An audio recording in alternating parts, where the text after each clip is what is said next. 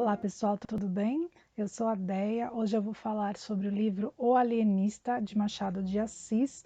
Eu li em duas versões, uma foi a HQ, que tem a adaptação e roteiro de Franco de Rosa, os desenhos de Arthur Garcia e a arte final e cores de Omar Vignoli. Acredito que seja assim que se pronuncia, né? Quando é em quadrinhos e colorido, eu gosto de ver no celular ou no notebook, porque a gente vê melhor em cores, né? E eu li uma outra edição também, que é essa da Antofágica, com os desenhos de Cândido Portinari.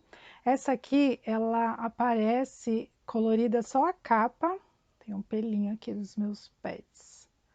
Aparece colorida só a capa mesmo, os desenhos ficam em preto e branco no celular ou no notebook, no computador, né?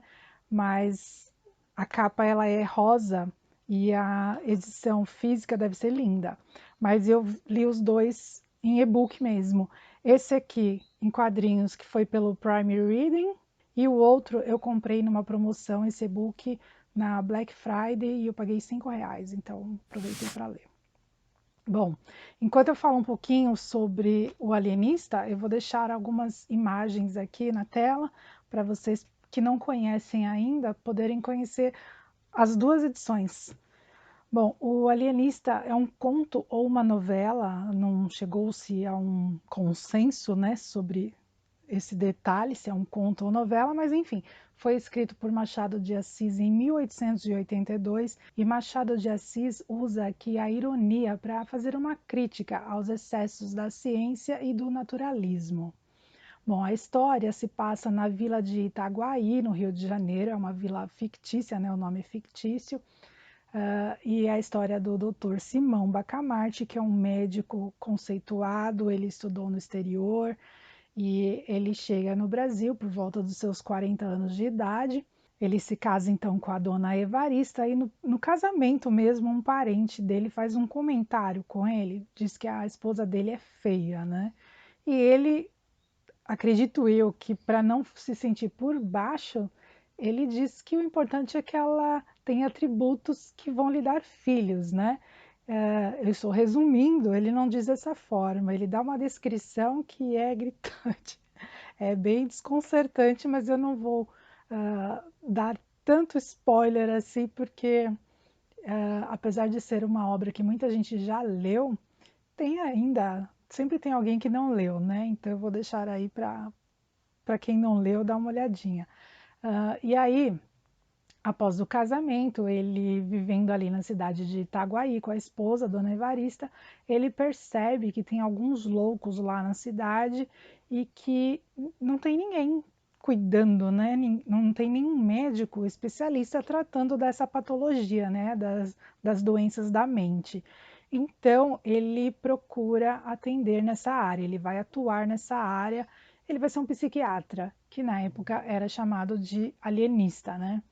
Então, ele vai até a Câmara dos Vereadores e ele apresenta uma proposta de construção de um local que ele chama de Casa Verde.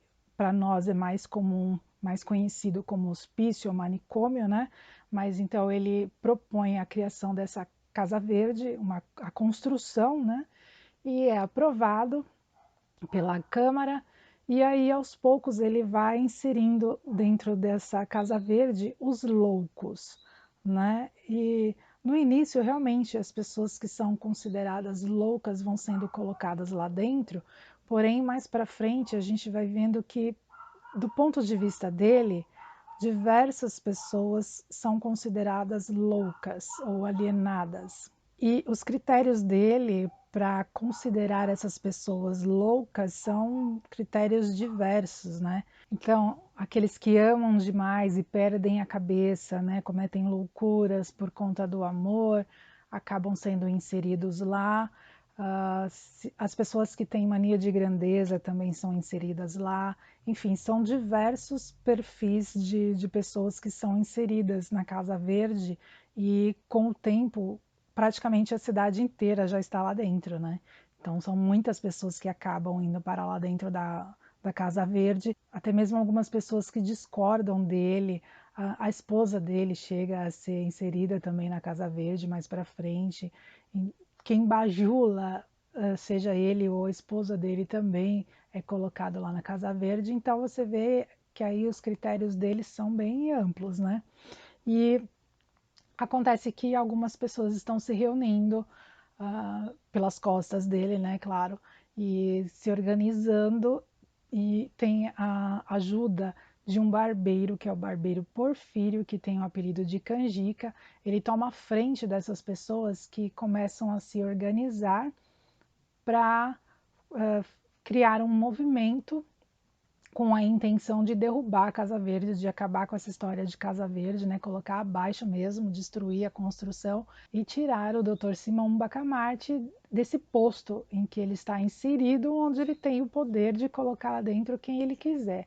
E aí acontece uma revolução, né, uma revolta. Eles vão até lá, são mais de 300 pessoas que se encaminham até a Casa Verde e estão gritando. Então é uma revolta mesmo. E aí a polícia é enviada para combatê-los, né, para retê-los ali, para reter a revolta. E acontece que alguns policiais acabam passando para o lado do movimento e por fim eles vencem essa batalha. E aí o Canjica, o Porfírio, ele acaba ficando numa posição em que ele está representando a população confia nele, né, para tomar a atitude contra o Dr. Simão Bacamarte e com a finalidade de acabar com a Casa Verde também. Mas o que acontece é que a hora que ele chega ao poder, né, ele se volta contra o povo, né? Ele engana o povo, na verdade. Ele se une ao Dr. Bacamarte. Então ele fica contra o povo. E o que acontece com ele? Ele acaba indo parar na Casa Verde também, porque ele tinha uma opinião na visão do Dr. Bacamarte, né? Ele tinha uma opinião, ele era contra a ciência, ele era contra a visão do médico em relação a inserir essas pessoas lá na Casa Verde, e a partir do momento que ele chegou ao poder, ele passou a ser a favor? Como assim, né? Então, acontece que tem um outro barbeiro que se revolta também, tanto contra o Dr. Simão Bacamarte quanto com o Porfírio, que traiu o povo, e vai aí mais uma vez criar, né, uma nova rebelião, um novo movimento. E enfim, como eu falei, tem muita gente que ainda não leu este livro, então eu não vou contar tudo, vou só fazer alguns comentários, né, agora. Bom, é interessante que o Machado de Assis, ele cita nesse texto a Divina Comédia, ele cita diversos filósofos, tem algumas citações aqui em latim também, é bem interessante. Ele cita diversas vezes a Bíblia. Ele fala, por exemplo, de Golias, que é um personagem bíblico. Tem um trecho no qual ele cita o Alcorão, ou Corão, né, também, que diz assim: como fosse grande arabista, que com nota da tradução diz que é aquele que é especialista na literatura, isso é o arabista, então vou repetir. Como fosse grande arabista, achou no Corão que Maomé declara veneráveis os doudos, que são os doidos, né? Pela consideração de que Alá lhes tira o juízo para que não pequem. Então achei bem interessante essa citação, eu nunca li o Alcorão ou Corão, achei interessante saber um pouquinho através aqui do alienista. Tem uma outra frase que ele diz assim: se eu conhecer quanto se pode saber e não tiver caridade, não sou nada. Aqui, por exemplo, ele está citando a primeira carta aos Coríntios 13:2.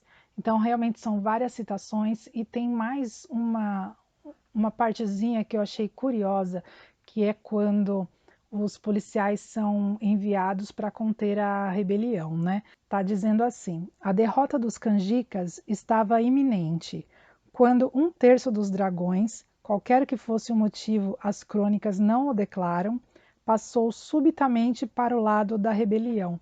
Eu achei curioso que um terço dos dragões é exatamente a mesma quantidade de anjos que passaram para o lado dos rebeldes na rebelião de Lúcifer. Então, pelo que a gente sabe, né, na Bíblia, um terço dos anjos passaram para o lado da rebelião de Lúcifer. Então, eu achei aqui mais uma comparação, né, de Machado de Assis, uma citação, uma referência à Bíblia. A gente vê com isso que ele lia bastante a Bíblia.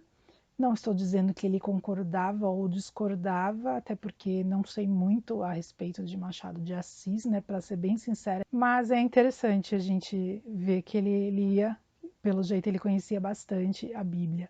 E eu queria falar um pouquinho também, finalizando aqui o livro, ficou aqui na minha mente, né? Será que a vida imita a arte? Eu disse que essa obra foi escrita em 1882 e é uma ficção. Mas esse livro está aqui não por acaso. Quem conhece a capa já sabe, né, do que se trata. Holocausto Brasileiro, de Daniela Arbex, que é uma jornalista brasileira que mora em Minas Gerais. E esse livro, não li ainda, ele está aqui porque chegou recentemente para a gente. E tanto eu quanto a Alison, a gente quer ler. E assim que a gente fizer a leitura, ou eu ou ele, vamos trazer para cá a resenha, mas conta a história do genocídio de 60 mil pessoas aqui no Brasil, num hospício em Barbacena, em Minas Gerais. Eu vou ler só o comecinho, o primeiro parágrafo, para quem ainda não leu também ter uma ideia. Diz assim: fundado em 1903, o Centro Hospitalar Psiquiátrico de Barbacena, em Minas Gerais, conhecido apenas por Colônia, recebia diariamente centenas de pessoas para serem internadas. A maioria delas, no entanto, não tinham o diagnóstico de doença mental.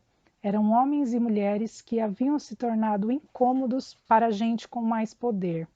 Homossexuais, prostitutas, epiléticos, mães solteiras, meninas problemáticas, mulheres engravidadas pelos patrões, moças que haviam perdido a virgindade antes do casamento, mendigos, melancólicos ou simplesmente tímidos. Então, história real: 60 mil mortos no maior hospício do Brasil. Tem diversas fotos aqui, eu acho que é um livro que deve ser bem difícil de ler. Eu sei que eu vou chorar horrores lendo esse livro. E eu tenho um outro livro também no Kindle Unlimited que eu já separei para ler, que se chama 10 Dias em um Manicômio, da Nellie Bly, se não estou enganada, este é o nome da autora. Se não estou enganada, é também uma jornalista que se passou por uma pessoa com doença mental para ficar internada num hospício e viver ali com as pessoas que tinham então o diagnóstico correto ou nem diagnosticadas como pessoas portadoras de doença mental elas eram. Então ela teve essa experiência também. Eu ainda não li esse livro, vou ler. Parece que tem uma outra edição, não sei se é mais recente, mas o nome é um pouquinho diferente, se não me engano.